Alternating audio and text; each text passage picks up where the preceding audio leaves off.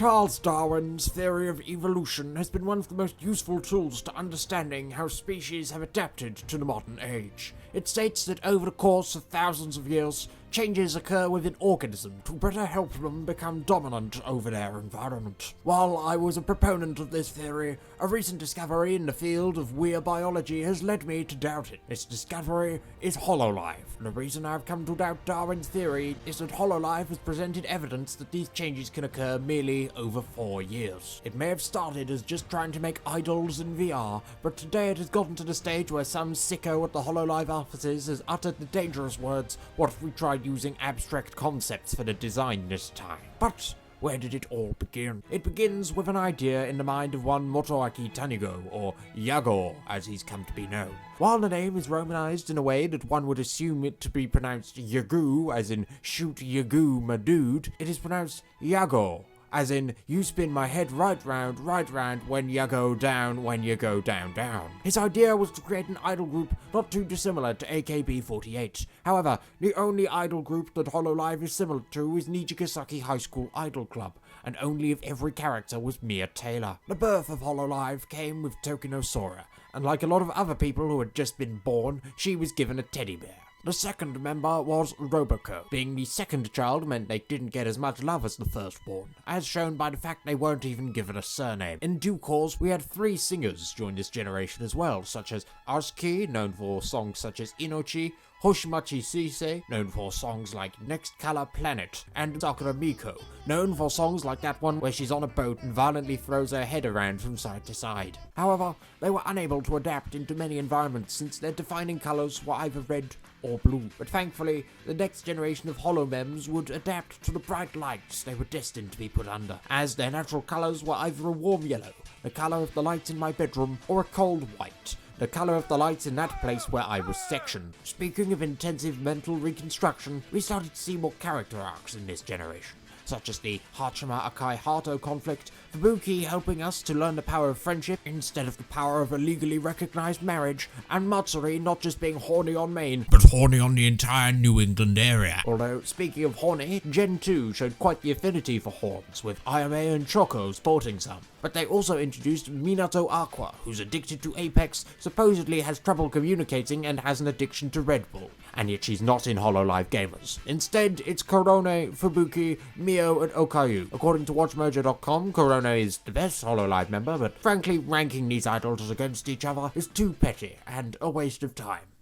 We all know Coco Kane is best girl anyway. The next 2 generations would focus on unifying themes, with Gen 3 being known as Hololive Fantasy and Gen 4 being known as Holo Force, although none of these themes are necessarily essential to understanding these generations. While knights, necromancers, and elves are recognizable as part of fantasy canon, pirates and war criminals do not fall under that same banner. Now, there is a unifying theme with pirates and war criminals, but Hololive Somalia would arguably be a bit more of a misleading title. Holo Force suffers from this problem even more so, because from what I remember of the Star Wars films, Jedi and Sith are the ones using the Force, not dragons, angels, demons, sheep, and embryos. Gen 5 decided that it would switch up the formula by mashing 2 things together to create the roster. You mash a polar bear and an elf together, you get Lammy. You mix a fox with a clown, and you get Polka. You unite a lion and an FPS sweatlord, you get Botan. You add together peaches and antidepressants, you get my idea for a good dessert.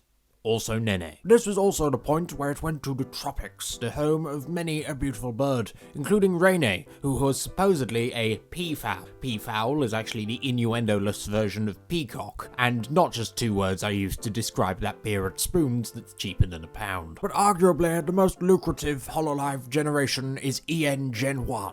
Or Holomyth. They are all based on mythical concepts, such as girls who watch anime that convince me that life is worth living. Where did they come up with such high concept stuff? There have been subgroups within this group, such as the frequent Takamori collabs, Shark Tank collabs with Emilia Watson and Gargura. Yes, I remember when I used to call her Guagura, we don't talk about that. And we theorize that since Ina is based on eldritch horror, she will form Holo Lovecraft with biblically accurate Korone. Project Hope features the half-angel, half-demon Iris, who they haven't revealed the second name of, because her full name is Iris. She had consistent capitalization in her name. EN2, or Holo Council, has been the most recent debut.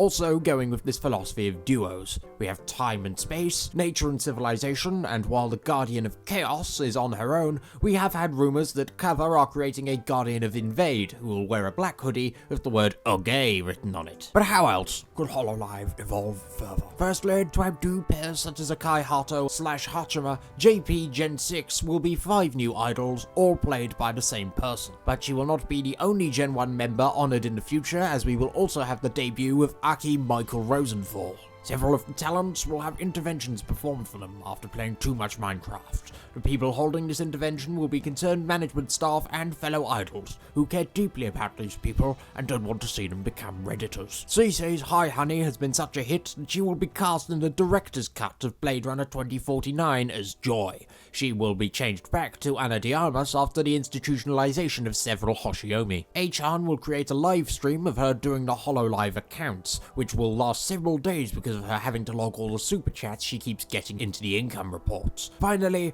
we get the answer to the question, who is Omega? Omega D's nut.